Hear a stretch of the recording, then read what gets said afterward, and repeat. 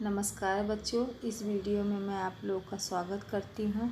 आज हम इतिहास विषय के अंतर्गत पाठ 10 मराठी सत्ता का विस्तार इस पाठ के बारे में जानकारी प्राप्त करेंगे। इस पाठ में जितने भी मुद्दे हैं उन सब के बारे में हम जानकारी प्राप्त करेंगे। देखिए, 4 मुद्दे आपके सामने दिख रहे हैं। मराठी आक्रामक बने, शाहू महाराज को मुक्त किया गया, शाहू महाराज का राज्याभिषेक, कोल्हापुर का स्वतंत्र राज्य। पहले हम इन 4 मुद्दों के बारे में जानकारी प्राप्त करते हैं। जैसा कि पहले है, मराठी आक्रामक बने। स्वतंत्रता युद्ध के प्रारंभ में मुगल सत्ता आक्रामक थी और मराठे सुरक्षात्मक नीति के थे। 18वीं शताब्दी के उत्तरार्ध में मराठे आक्रामक बन गए और मुगल सत्ता कमज़ोर हो गई। 18वीं शताब्दी में मराठी सत्ता का विस्तार संपूर्ण भारत में हुआ। अब आते हैं दूसरे मुद्दे पर। शाहू महाराज को मुक्त किया गया। औरंगजेब की मृत्यु के पश्चात दिल्ली की सत्ता के लिए उसके बेटों के बीच संघर्ष हुआ और उत्तर की ओर निकलने से पहले शाहजादा आजम ने येसुबाई और पुत्र शाहू महाराज को कैद से मुक्त किया। क्यों किया बच्चों? क्योंकि वो चाहते थे कि ताकि इनको मुक्त कर दे तो मराठी सत्ता को लेकर शाहू महाराज और महारानी ताराबाई के बीच विवाद उत्पन्न होगा और मराठी सत्ता कमज़ोर होगी और इसका हम मुग़ल शासक फ़ायदा उठाएं। परंतु यहाँ पर दोनों के बीच में युद्ध हुआ, शाहू महाराज और महारानी ताराबाई के बीच में, और शाहू महाराज युद्ध को जीते, विजयी हुए। उसके बाद उन्होंने अपना राज्याभिषेक करवाया। देखिए तीसरा पॉइंट बच्चों, उन्होंने अपना राज्याभिषेक करवाया और उसके बाद सातारा जीतकर उन्होंने अपना राज्याभिषेक करवाया। सातारा मराठा राज्य की राजधानी बनी। महारानी ताराबाई का विरोध जारी था, उन्होंने इस पद को अमान्य किया। उन्होंने पन्हालगढ़ पे अपने पुत्र शिवाजी महाराज द्वितीय को छत्रपति के रूप में घोषित किया। इस प्रकार मराठा शाही में सातारा और कोल्हापुर इन 2 स्वतंत्र राज्यों का निर्माण हुआ। इस प्रकार कोल्हापुर जो एक स्वतंत्र राज्य बना। अब बच्चों अगला पॉइंट देखिए, यहाँ पर मुगलों की कैद में शाहू महाराज को हुए लाभ, नीतियों में परिवर्तन, मराठों की सहायता की आवश्यकता, बालाजी विश्वनाथ। इन 4 मुद्दों के बारे में हम जानकारी प्राप्त करेंगे। सबसे पहला पॉइंट यहाँ पर है, मुगलों की कैद में शाहू महाराज को हुए लाभ। शाहू महाराज को मुगलों की राजनीति को बहुत निकट से जानने का अवसर मिला क्योंकि वो उनके कैद में थे, तो उनको उनकी कूटनीतियों के बारे में, उनकी राजनीति के बारे में बहुत अच्छे से जानकारी प्राप्त हो गई थी। मुगलों की राजनीति की बारीकियों को उन्होंने अच्छी तरह से समझ लिया था। वे मुगल सत्ता के शक्तिशाली और दुर्बल दोनों पक्षों से अवगत हो गए थे। उनको जानकारी हो गई थी कि मुगल सत्ता को हम किस प्रकार हरा सकते हैं। मुगल दरबार के प्रभावशाली लोगों के साथ उनका परिचय भी हो गया था। छठवां है नीतियों में परिवर्तन। औरंगजेब की मराठा राज्य नष्ट करने की नीति और उसके उत्तराधिकारियों ने त्याग दिया। मराठों ने एक नई नीति अपनाई जिसके अनुसार मुगल सत्ता के साथ संघर्ष करने के बदले उसके रक्षक के रूप में काम करके सत्ता का विस्तार करना चाहिए। 7वां, मराठों की सहायता की आवश्यकता। मुगल सत्ता को पश्चिम से उत्तर में ईरानी अफगानी आक्रमणों से डर था।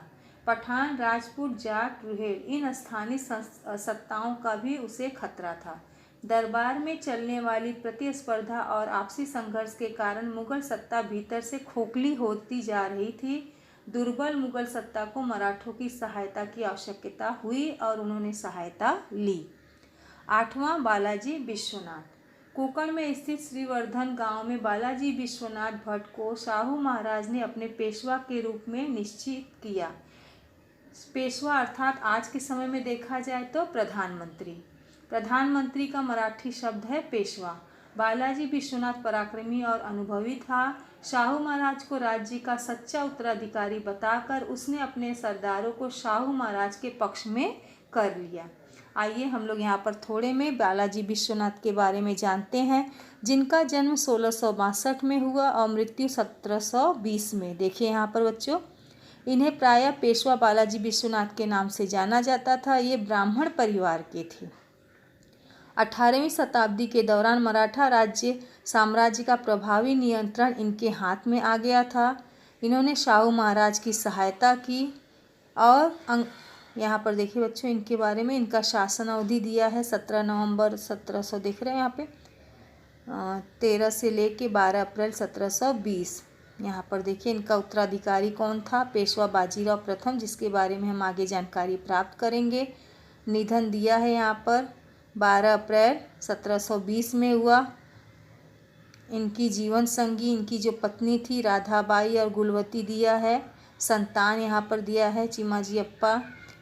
घराना देशमुख घराने के थे। पिता का नाम था विश्वनाथ पणंत विसाजी देशमुख। धर्म हिंदू।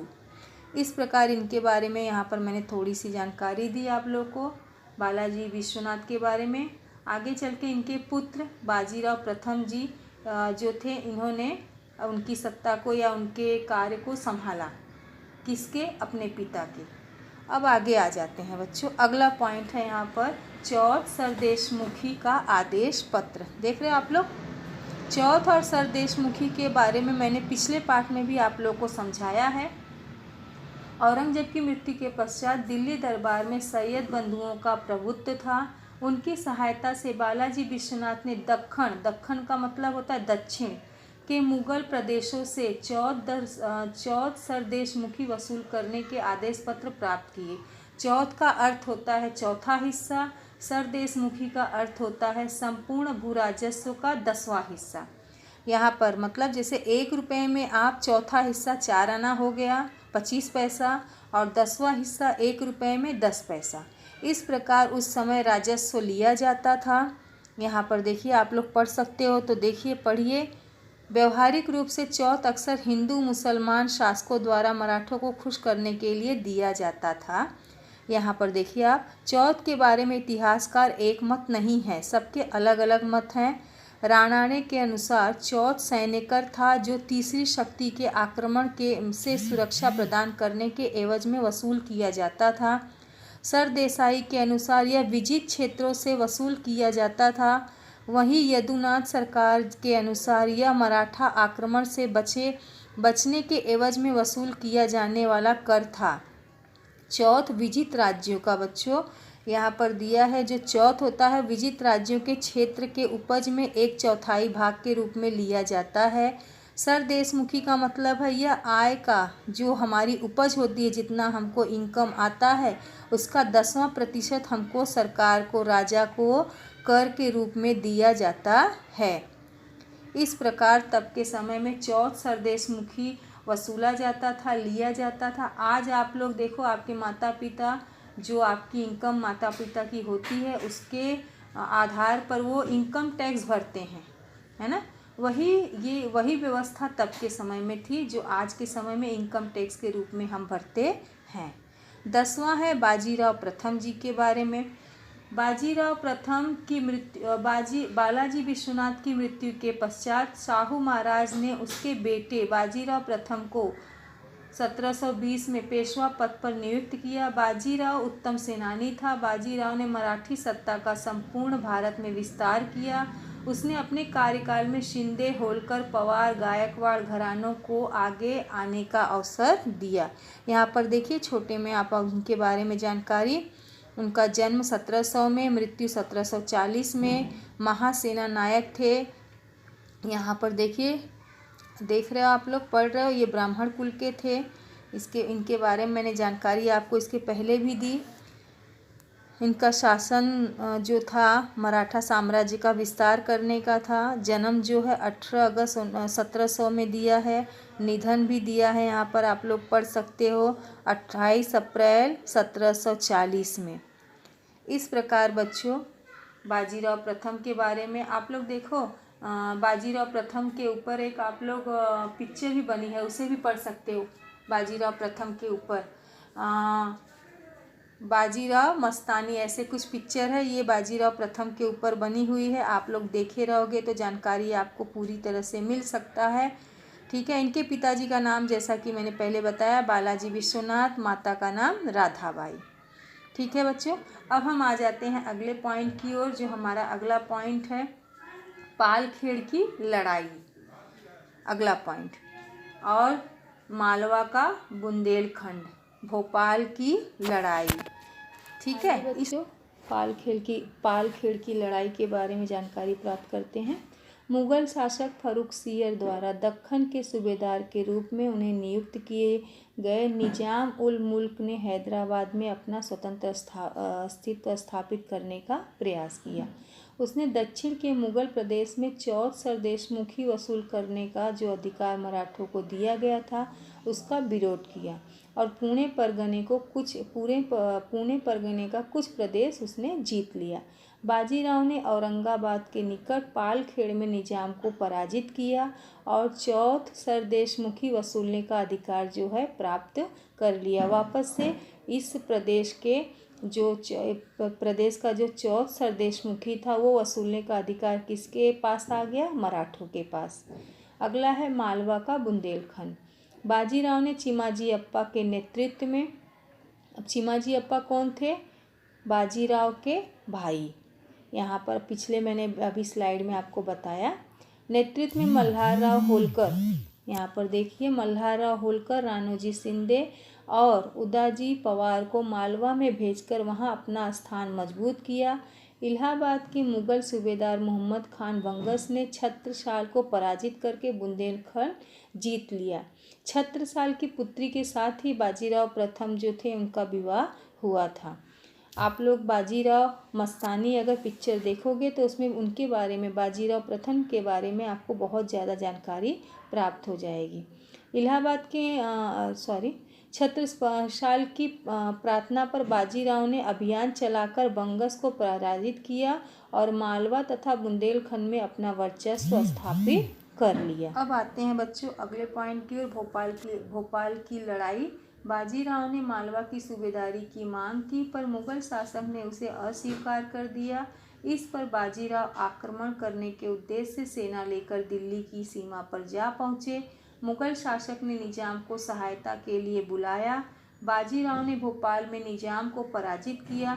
इसके कारण निजाम ने मालवा की सूबेदारी का आदेश पत्र मुगल शासक से दिलाने के लिए अपनी सहमति दिलाई। निजाम ने मालवा की सूबेदारी किसको दे दी?